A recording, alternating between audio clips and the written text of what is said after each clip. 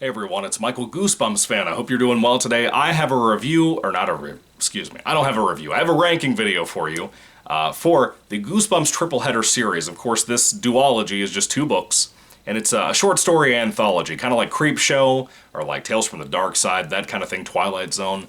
Essentially, you have a book that has an intro from these creatures called the middle one, he's a three-headed monster. The middle one is named Slim, the one on the right is named Righty, the one on the left is named Lefty. Very cute, very simplistic. And the cool format is that they introduce each story that they're about to tell, kind of like in Slappy World. I think Slappy World kind of took that format and involved Slappy, and that's kind of cool because I love Slappy too. But I like Slim, Righty, and Lefty as well.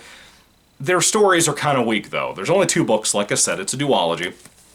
There's book one with a really weird looking cover that always rubs me the wrong way. And then here's book two that I really like with the gold and all that. It reminds me of Series 2000 even more than this book does. But anyway, 6 stories. That's all I got here. For 2 books, I'm not going to rank, the covers and all of that. Obviously, I like this one more. Obviously, I like the content of this book more. But there's not much to say about these 2 books. I can't just do a ranking video where I put one book over the other. I thought that would be kind of dumb. But I believe Completionist and maybe Monster Blood, my friend Austin.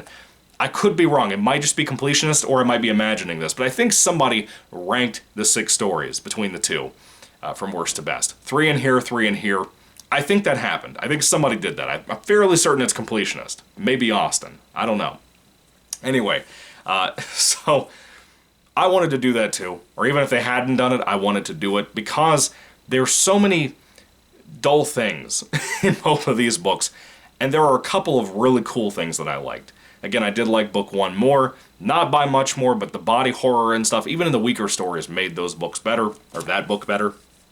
So I did my list, I looked it over after I recorded the previous video, the review for book 2, and really had to think about it, because there were certain things in book 2 that I liked, but I didn't like enough, so I had to really think about some of these things. Pretty much both books have one good story in them. One being much, much better than the other. That's probably going to be my favorite. If you guys saw the reviews, you probably know exactly what I'm saying and what book it'll be, or what story it'll be. But, let me cover the titles of these books, or these short stories in these books. Book 1 has 3 in here. The first one called Ghost Granny, the second one called Spin the Wheel of Horror. The third one is Teenage Boys, or Teenage Sponge Boys from Outer Space. Kind of like a TMNT sounding thing. The second book has 3 stories called Ghoul School. Why am I skipping words? Ghoul School, The Revenge, and The Mummy with My Face. Now, let's start off with my worst of the bunch. This one I think is pretty easy to go there. I think out of all of the stories, I think it really let me down. It's in book 2. It's called Ghoul School. Ghoul School had a cool concept at first, the idea of this kid going to a new school. His parents are being weird about it. He finds out the kids there are monsters, and they might hurt him or eat him or something, And the direction that it goes is so stupid. After about 20 pages, out of that 50-page long short story, after 20 pages, it sucks. It gets so bad. It's a really bad one, in my opinion. That's all I have to say about that story. This is going to be very short. I really don't have much to tell you aside from the general concept, but let's just move along. Okay, let's just get this video over with. Number 5 on my list happens to be the second story out of here, called The Revenge, out of book 2. The Revenge has to do with astral projection, which I don't know a whole lot about. I know it's kind of a new age thing. It's a little dangerous, from what I understand, and whatever. But it's the idea of leaving your body in a meditative trance type of thing, or making your body fall asleep or whatever. And obviously, it's a revenge story on a bully, where our main character wants to mess with the kid. It's awful. There's one really cool moment in here that involves a frog. And I don't like frogs at all.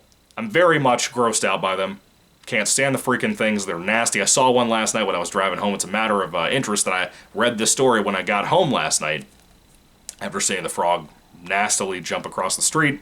Anyway, not a fan of frogs. There's a really gross scene in here that puts this story above the Ghoul School story for me because of how horrific that was. I forgot to bring that up in my review because I was so let down with the book. I just deleted it from my brain, but that particular moment was great out of a really bad story. So I like that particular moment, but the rest of the story involving astral projection should have been a full novel, in my opinion. It could have been a really cool Goosebumps book idea, very much in the vein of Slappy World. But they didn't do that, and it's a 50-page long short story, and it has no steam to it. In my personal opinion, the astral projection thing is wasted, in my opinion. We have stories in Goosebumps that are kind of similar to astral projection type stuff, but nothing that landed, in my opinion. From off the top of my head, nothing that really landed for me personally. You have a lot of out-of-body books and stuff, but this one is not a great story. It's kind of a letdown, kind of a sucky story too, aside from the frog scene I talked about. That's my number 5 pick. Number 4 pick is actually from book 1. This one has to do with aliens. It's called Teenage Sponge Boys from Outer Space. Teenage Sponge Boys from Outer Space, of course, involves 2 friends who are running late for school, and the girl likes to watch the Weather Channel, and that's very much a part of the story in the weirdest possible way. And they hear some loud noises out in the woods, and when they get to school, running late, like I said, they find out there's 2 new kids. Dirk and Deke, and they happen to be aliens. And how they get entwined with the main character and that other girl, the friend, is so dumb. It's so dumb. I hate that story. It's so lame. But the idea in the title of Sponge Boys from Outer Space, you don't know how horrific some of the body imagery or body horror imagery in this story was. It really messed me up when I read the story yesterday and read some of those scenes. I really like that part of it, but everything else surrounding it, it's really not a great vehicle for it. It just kind of falls flat, in my opinion. But that body horror stuff is pretty good. I liked it. Number 3 on my list is also from book 1. It's another weaker story, in my opinion, and that is Spin the Wheel of Horror. It's kind of a game show thing. You go on this game show, we follow a family who are, and it's called like the Wheel of Horror, kind of like the Wheel of Fortune, like I said in my review. And you go on there, and you are not allowed to scream at all. And if you don't scream at all and you make it to the end of the game, you win like money or something. Now, this family can't tell if they're in the right place or not. They're kind of lost getting to the place. They find an abandoned building. It's kind of freaky. They go inside, get basically addressed by this creepy monster. They meet the host, which is also a monster. And then they have to not scream while they're on this situation because they assume they're on the right show. And it just gets more and more horrific. It's an interesting story, but it's not great. It's not really even good. It's just interesting. And by the time you've read it and finished it for the first time, you're kind of like whatever about it. You know, in my opinion, at least I was. I don't know about other people, but that's how I felt. Anyway, that's my number 3 pick, which puts us at my number 2 pick, which might surprise people that this one is as high as it is. A lot of my friends don't seem to like this one as much in the comments I've seen from them. That number 2 pick is from book 2, The Mummy with My Face. I love mummy stories. You guys know this. This one is interesting because of the mummy aspect, even though the kids in this book are so freaking stupid. They get pulled away when their parents are at a convention, and they happen to be they're in Egypt, excuse me, and they're at an ancient Egyptian museum, looking at mummies and that kind of thing, history, hearing a tour guide, and they're bored to death. Well, at least the girl's not, the sister. But the main kid, the boy, totally is. He's just irritated, he's done, he wants to go. And this really creepy stranger comes up with a long black beard and a long white robe, and he's like, hey, follow me, kids. You know, because creeps say that, and kids just go with them. And these 2 kids go ahead and follow this guy. They follow him to like a pyramid, basically. And they go down the tunnels with him, and they go here, and they go left, and they go right, and so on, into the dark. And it keeps getting darker and darker, and he keeps getting further and further away to lead them into this place. And eventually they lose him. He just disappears. And they're trapped in this area. And then they start to notice photos, pictures on the walls, mainly at first of the main kid, the boy, and then the girl, that look just like them. And they're like, what's up with that? Well, then you're thinking that too as a reader, and then you get to the end of the story, and you never get an answer for it. It's so dumb. It's such a dumb idea. Just the whole idea of that's so stupid. And if you read the story, you know why. Because it doesn't go anywhere. But while they're in this decrepit area, this pyramid or whatever, they start to get attacked by mummies. That stuff, everything up to this point, the kids are dumb, but I loved everything else. I loved the concept, I loved all of that, I loved the atmosphere. That's pretty well done for a short story. And then you get to the reveals, which are kind of a sci-fi thing, but kind of not at the same time. It's kind of just like a red herring, if you will. Not even that. It's a cheapo twist that I don't like at all. I understand it's a short story. I understand you have to resolve this fairly quickly. I understand. It's hard to build tension and atmosphere in that. But it is Goosebumps. If this had been another 10 pages longer, I don't think anybody would have complained. The book itself is already 160 pages. Making it 170 wouldn't have hurt anything. Except for Scholastic having to pay for more paper, I guess. I don't know what's up with that, or why this was what it was. But this story, it has so many flaws to it, but it has a great setup, some really good stuff with the pyramid and mummy stuff, if you're into that thing like I am. That's really what put it as high as it is, for me, in my taste. But other than that, not really a big fan, if I'm being honest with you.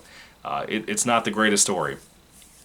And then we go to number 1 on my list, which is the obvious pick for most people, I think. What I saw in my previous comment section from people who read the book seemed to generally be on the same page that this is probably their favorite in the entire triple header series, or this particular book, and that is Ghost Granny from book 1.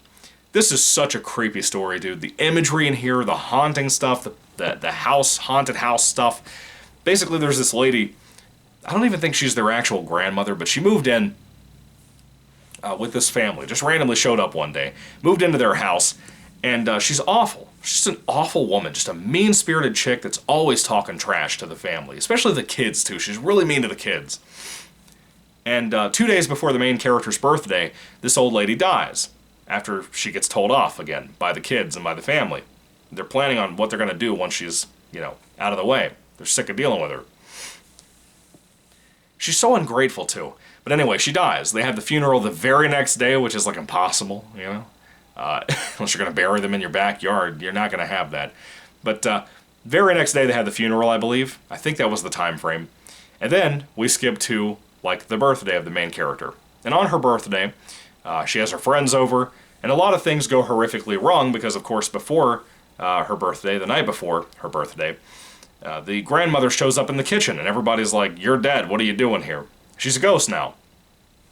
And throughout the story, she starts falling apart more and more. Her skin starts to crack and that kind of thing.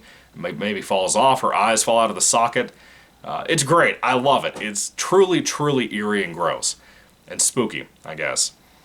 But that story has a great atmosphere. That villain of that old lady ghost, really spooky. Like it a lot. Really effective. Really effective, as a matter of fact.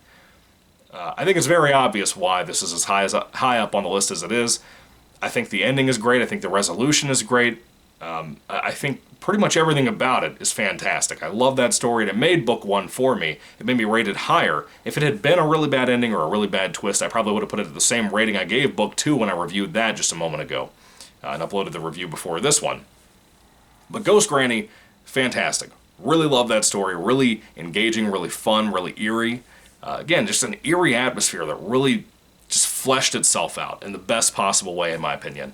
Loved it. Loved that story. It deserves number 1, in my opinion, from the triple header books when it comes to ranking them.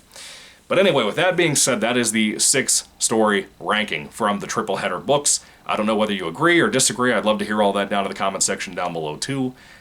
Please put all that down below. Let me know. I'd love to hear everything you have to say about it, because I think that these are 2 weak books, but they have their moments in the few stories I mentioned, but most of it is really kind of sucky, except for Ghost Granny. Ghost Granny's fantastic. I love it. And I recommend that first book just because of that alone. Anyway, have you read the triple header books? Have you read these stories? What do you think about them? What's your worst? What's your best? What would you rank all 6 if you read all 6 of the stories? I hope some of you guys will put that down below too, because I love when you do that, so I can kind of understand where you're coming from and your thoughts on some of these things. Just beware of spoilers down there. Some people do that, some people don't. Just be careful, okay? If you want to read these, if they sound like they're interesting to you, even though they're kind of dull and meandering, be careful, all right?